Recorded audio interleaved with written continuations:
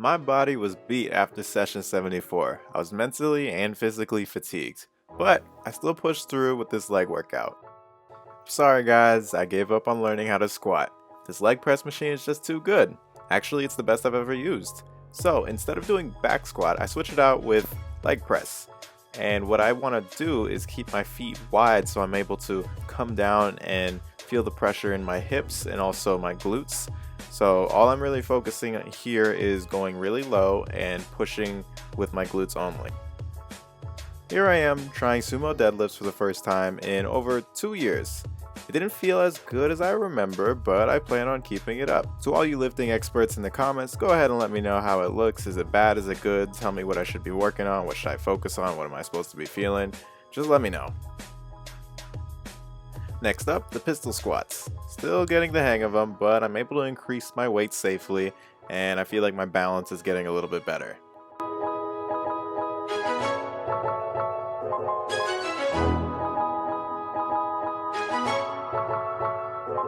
My body was still recovering from dunk session 74, so I kept it as light as I could for this jump day. I only did a total of 10 jumps, and I went very light without any full run-up jumps either. I just wanted to feel fresh for Tuesday, which is when I want to hit these new dunks.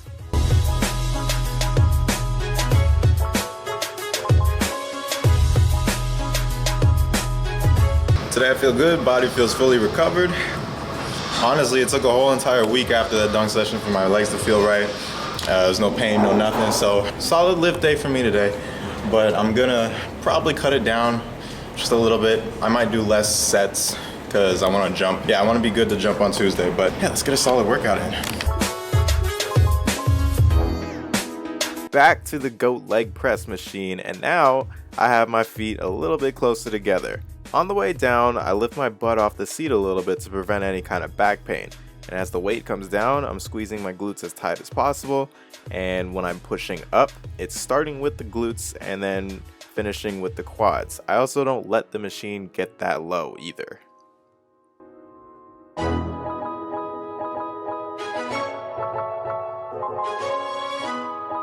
Leg press was my first exercise, but I went really hard on it, so I'm already feeling tired. So up next I have hex bar deadlifts. They feel as good as ever. I continue to feel better and better, and I gradually keep progressing in weight, so I don't think I have any issues with this one.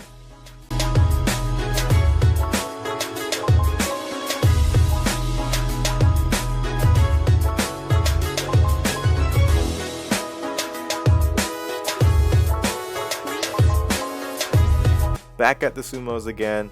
I went even lower in weight today. I was feeling exhausted at this point, but I did feel the burn in my glutes and hamstrings, so I think it worked enough for it to be beneficial. I also want to say I made improvements with my form, but I'm not sure. It feels like I made improvements. The lift felt good, so you guys can let me know if it looks any better.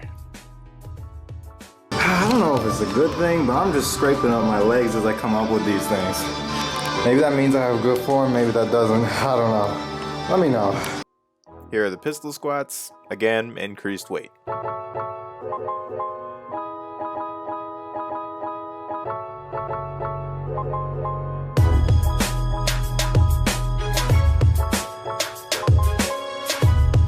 And the last exercise I did for the day was lunges. After lunges, I spent 15 to 20 minutes stretching, and I called it a day.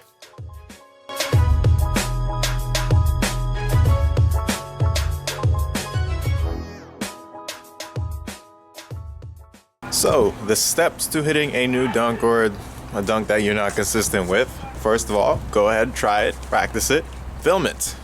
You have to film it so you can go back and look at it and see what you've done wrong. After the last session, I took out the dunks that I want to hit for next session, and then I wrote everything out that I need to work on. And here's step 2. Ideally, you want a low rim. Low rimming is like the #1 thing you can do to hit a new dunk. What did I just step? Gotta be oh. As I was saying, low rim. It's the best thing you could do. But if you don't have a low rim, I'll show you what I'm gonna do right now. Basically, I'm gonna kind of mimic the motions here and just look at it and see what I could change. Unfortunately, 360s are... So I want to explain for the Captain Morgan to practice that you really just need to learn how to cuff the ball. I'm gonna run through it a few times. I feel like I don't really need to. A few points that I'm going to think about for next session are trying a slower approach, because trying a slower approach gets me to jump more straight up. Also keeping my form while I'm doing the pose. Later on in the session when I was jumping a bit weaker, I wasn't really holding a pose long. And next is jump in toward the rim, because when I would spin, you could see my finish position is a little bit away from the rim in the earlier cases. I guess I could jump a tad earlier or like further away from the rim. Basically, I want to hold the pose and be able to finish with my hand at the rim instead of being further away from the rim, if that makes sense. Also, what you're seeing right here, I honestly don't think it's that efficient what I'm doing. This is more of like a mental thing to help me visualize what I'm going to do for my session.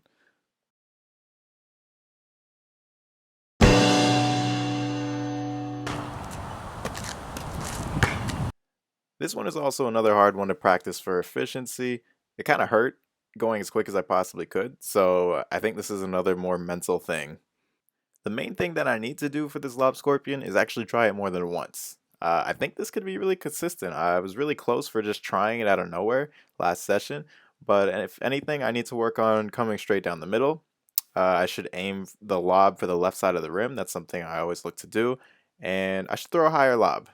Whenever I do practice lobs, I also want to incorporate the arm swing. If you can see, sometimes I'm swinging my arms down before catching the ball.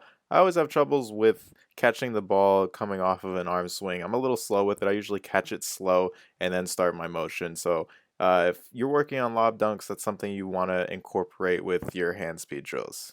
So technique wise, what I also think about is when I grab the ball, my torso leans completely forward and I swing the ball with my right hand up into my left, almost like it's a windmill motion, but I'm going down past my waist, and once I go past my waist, I'm pushing the ball up with my right hand into my left so that I could finish. Again, this is all visual. Honestly, my finishes aren't so good here. I don't think it was going to be very beneficial for me, but it was just mental. With under both, there is one big tip that is most helpful for me.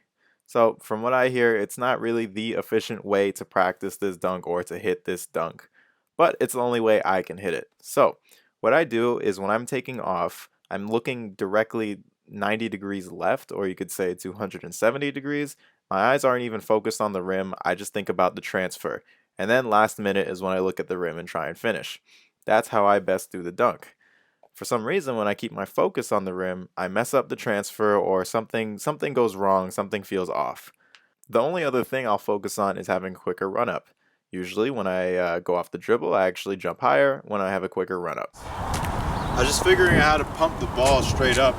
It's not, my hands aren't pumping straight up like this. I'm kind of pumping like this, so that my right hand is on top, so I have a quicker way to transfer, or I don't lose the ball when I'm transferring it through to my left.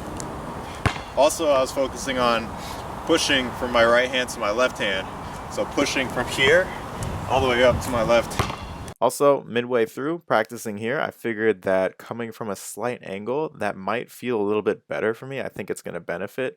It might be easier, so during the session, I'm going to try and come from this angle. Again, like the Captain Morgan, this is a spin dunk, so what I need to try and do is jump more straight up. I always have issues with that with 360s. So what can I do? Maybe have a slower approach. I think I might lose a bit of height, but I might spin quicker, and that might work. I'm not sure. We're going to experiment with that. Also, maybe experiment with jumping further from the rim. Another thing is I have to aim toward the rim. When I'm jumping, I'm kind of finishing away from the rim. I want to finish, I want to jump in toward the rim instead of drifting away from it. So I'll experiment with both of those. I'll try it a few times. And then also another thing is pumping the ball. Instead of pumping it up, I kind of go up to the side a little bit, to my left side. So I want to pump the ball straight up and then keep it close to me as I'm doing the windmill motion so I can actually get more spin off of it. If the ball is too far away from me, I don't actually spin as quickly. Alright, I'm going to keep this up. I'm going to continue doing this on other days. I'll probably film it too. But right now I'm going to go clean off my shoe, then head to the gym so I can just do some core and some stretches.